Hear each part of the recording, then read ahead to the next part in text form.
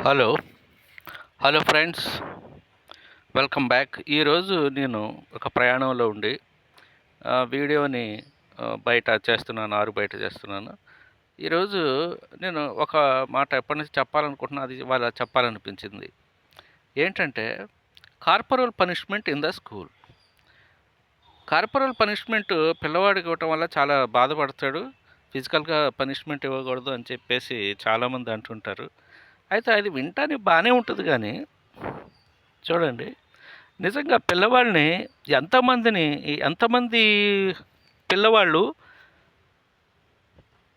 Percentage ఇస్తే ఎంత percentage ఉంటుందండి విపరీతమైనటువంటి బాధపడేట్టుగా దెబ్బలు తిన్నవాళ్ళు? మహా అయితే 2%, 3% ఉంటుంది కదా. ఎక్కువలో ఎక్కువ 5% అనుకుందాం. కానీ దాన్ని బేస్ చేసుకొని మొత్తం ఎంటైర్ స్కూల్ అన్నిట్లో కూడా కార్పొరల్ పనిష్మెంట్ నిషేధించడం ఎంతవరకు సబబు? దానివల్ల డిసిప్లిన్ లేకుండా పోయింది. ముఖ్యంగా తెలుగు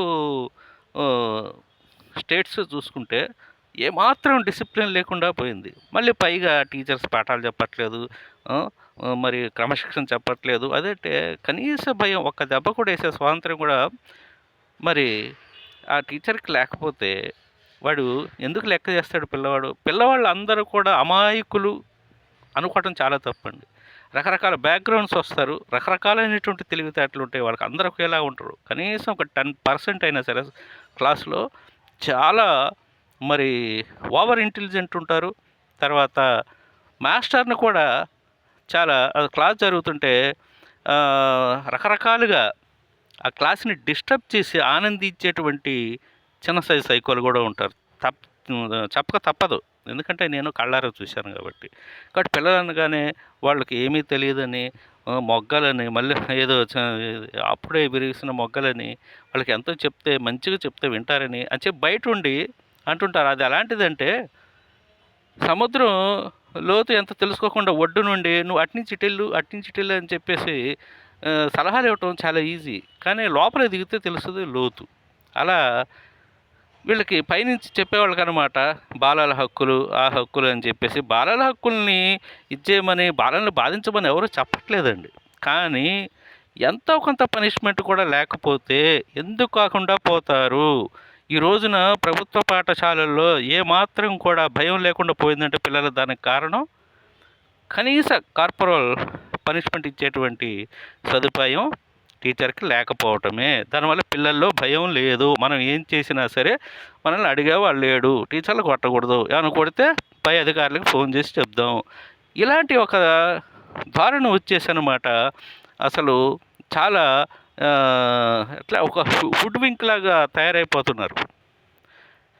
నిజంగా చెప్పాలంటే ఏమనంటే, సైకాలజీ ప్రకారం ఏదో దాని ప్రకారం ఎక్స్పర్ట్ చెప్పడం వల్ల కార్పొరల్ పనిష్మెంట్ బ్యాన్ చేశారు, అది ఇది అని చెప్తున్నారు. నిజం చెప్పాలంటే చూడండి, అమెరికాలో కూడా ఇవాళ రోజున చూస్తే 100% కార్పొరల్ పనిష్మెంట్ అనేది బ్యాన్ చేయలేదండి అమెరికాలో కూడా.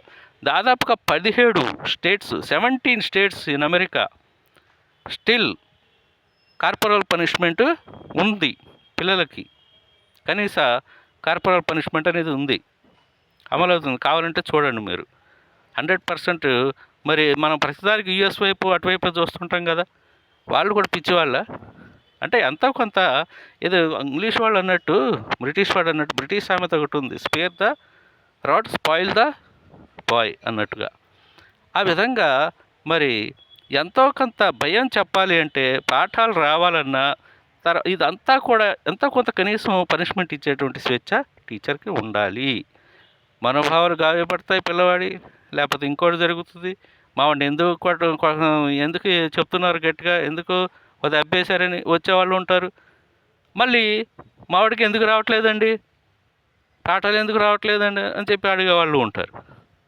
ఇదంతా చూస్తే నిజంగా చాలా గందరగోళ వస్తుంది ఈ రోజున ప్రభుత్వ పాఠశాలలో. నిజంగా ఏదంటే ఒక ప్రాక్టికాలిటీ, ఈ యొక్క కార్పొరల్ పనిష్మెంట్ పెట్టిన తర్వాత ఎంతవరకు పిల్లవాళ్ళ నుంచి మార్పు వచ్చింది, పిల్లవాళ్ళు ఎలాంటి వైఖరులు రూపొందాయి, దీని మీద ఎవరైనా రీసెర్చ్ చేశారా? రీసెర్చ్ చేయరు. ఎప్పటికప్పుడు రీసెర్చ్ చేయటం, దాన్ని సరిదిద్దుకోవటం ఇవన్నీ అభివృద్ధి చెందిన దేశాల్లో ఉంటాయి. మన దగ్గర గుండు గుత్తగా ఏదో ఒకటి చెప్పేస్తారు. అది సర్వనాశనానికి దారితీస్తుంది. పిల్లలు వాళ్ళకి తెలుసు వాళ్ళు నచ్చింది నచ్చింది నచ్చినట్టు చేయనివ్వాలి అంటారు. ఇప్పుడు ఒక 50 సంవత్సరాలు అనుభవం ఉన్నటువంటి ఒక వ్యక్తికి ఒక్కోసారి తన అనుభవంలోంచి చాలా పొరపాటు డెసిషన్ తీసుకుంటుంటాడు. అలాంటప్పుడు ఒక 10 సంవత్సరాలు, 15 సంవత్సరాలు ఉండే స్టూడెంట్ తనంతట తాను తీసుకునే డెసిషన్స్ అన్నీ కరెక్టే ఎలా అవుతాయండి? సరిదిద్దకూడదా? వాటిని సరిదిద్దేటువంటి స్వేచ్ఛ టీచర్‌కి ఉండకూడదా? అది పెద్దవాడికి ఉండకూడదా? ఒక దెబ్బ వేయకూడదా? ఒక దెబ్బ వేసినంత మాత్రాన అంత సీరియస్‌గా అయిపోతుందా? ఎంతమంది ఇప్పుడు ప్రైవేట్ పాఠశాలల్లో, ప్రైవేట్ కాలేజీల్లో చూస్తే అనేక మంది ఆత్మహత్యలు చేసుకొని చనిపోతున్నారు.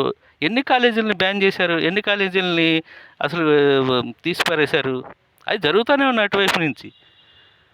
కానీ ఎవరైతే మరి చిన్నకారు ఫ్యామిలీస్ నుంచి వచ్చేటువంటి వాళ్ళు ఉన్నారో వాళ్ళ జీవితాలు అటు ఇటు కాకుండా ఈ కార్పొరల్ పనిష్మెంట్ వద్దు అనేటువంటి దానివల్ల వాళ్ళు నాశనం అవుతున్నారు. మామూలు పిల్లలు గురువు చెప్పకపోతే చిన్నప్పటి నుంచి ఏ విధంగా వాళ్ళకి వస్తుంది? వాళ్ళు చేసేవన్నీ కూడా రైట్ ఎలా అవుతాయి? వాళ్ళకి చెప్పకూడదా? ఒక దెబ్బ కొట్టినంత మాత్రం ఏమి కాదే. వాళ్ళు అంత స్థాయిలో బాధ పెట్టేంత స్థాయిలో కొట్టేవాళ్ళు ఎక్కడ ఉంటారండి? మహా అయితే 100కే ఒక 2, 3 రికార్డ్ అవుతుంటాయేమో సంవత్సరం మొత్తం మీద మీరు చూడండి. 100 పాఠశాలలు ఉంటే 50 పాఠశాలలు ఇలాంటివి ఎక్కడ రికార్డ్ అవుతున్నాయి? ఏ సంవత్సరం రికార్డ్ అయినాయా? అంత బాధ పెట్టారండి. కాబట్టి ఇది ఎటువంటి రీసెర్చ్ లేకుండా, ఎటువంటి పునః ఆలోచన లేకుండా ఈ కార్పొరల్ పనిష్మెంట్ అనే దాన్ని మరి వద్దని చెప్పటం, దీనివల్ల స్కూల్స్ సగం నాశనం కావటానికి, ఎడ్యుకేషన్ నాశనం కావటానికి ఇదే కారణం. ఇది బాగా గమనిస్తే తెలుస్తుంది. ఎంతో ఆవేదనతో చెప్తున్నాను ఇది. అది అమెరికా లాంటి మరి అభివృద్ధి చెందిన దేశాలు కూడా 100% లా తీసుకురావచ్చు కదా, తీసుకురాగలరు వాళ్ళు కావాలంటే. అక్కడ కూడా ప్రైవేటు పాఠశాలల్లో ఈ కార్పొరల్ పనిష్మెంట్ ఇస్తూనే ఉన్నారు. కావాలంటే మీరు అబ్జర్వ్ చేయండి. ఇదంతా కూడా నేను చూసాను. యాజ్ ఆఫ్ మళ్ళీ 2024 ప్రకారం నేను మాట్లాడుతున్నా. ఇప్పటికి కూడా ఈ రోజుకి కూడా యూఎస్లో కూడా అన్ని స్టేట్లో కార్పొరల్ పనిష్మెంట్ని అమలు చేయటం లేదు. ఎందుకు అంటే వాళ్ళకి తెలుసు పిల్లలు పొరపాట్లే చేస్తారు, వాళ్ళని చిన్న చిన్న పనిష్మెంట్లు ఇచ్చి వాళ్ళకి ఒక దారిలో పెట్టాలి అనేది వాళ్ళకు కూడా తెలుసు. అది మనం ఎంతసేపు వాళ్ళని వీళ్ళని కాఫీ కొట్టడం కాకుండా విద్యా వ్యవస్థలో పనికొచ్చే తీసుకొని మళ్ళీ దాంట్లో ఏది ఎంతవరకు మనకు పనికొచ్చిందని ఆలోచించి దాన్ని పనికిరాని వాడిని తీసేయటం ఇలాంటిది కూడా జరగాలి. అది జరగకుండా ఎంతసేపు ఒకటే దారిలో వెళ్ళకూడదు. అది ప్రాక్టికల్గా ఆలోచించాలి అని నా యొక్క అభిప్రాయం. మరి దీంతో మీరు ఎంతవరకు ఏకీభవిస్తారో నాకు తెలియదు. అయినప్పటికీ I want to express what I have in my mind. Okay, thank you very much for being with me.